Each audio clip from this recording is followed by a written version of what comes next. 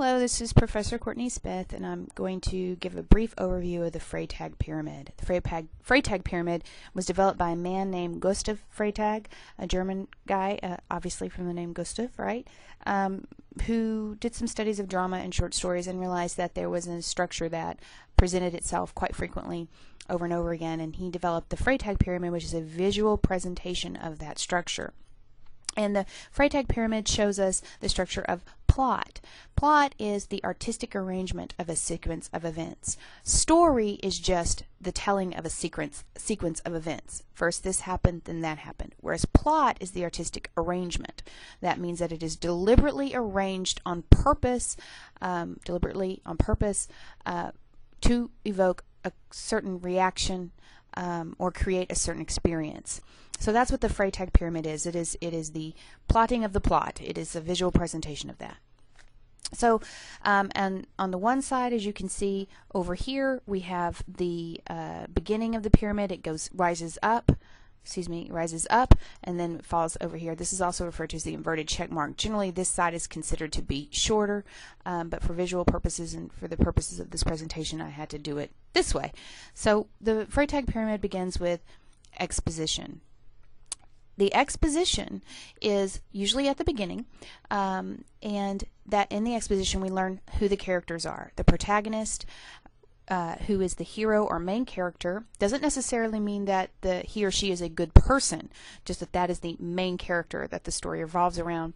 Also, the antagonist is generally revealed, which is the villain or a force working against the main character. It may not necessarily be a person. Also, the setting is revealed. That is where and when the story is taking place. That can be time of day, time in history, time of year. Location can be, is it the country? Is it a city? Is it in a particular room, a particular place, a different world, that sort of thing. Also, we receive background information as well as previous action beyond the plot. An example would be in Hamlet.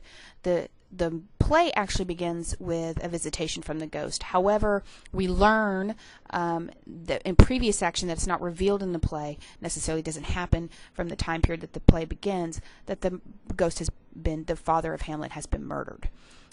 Also, the exposition generally establishes the tone that the rest of the story will keep in line with.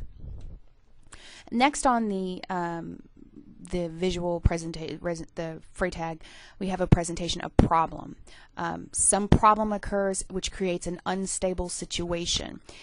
This is the conflict or the dramatic situation that develops in order for the story to play out. Next, we have the rising action. This is the sequence of causally related events that lead up to the climax.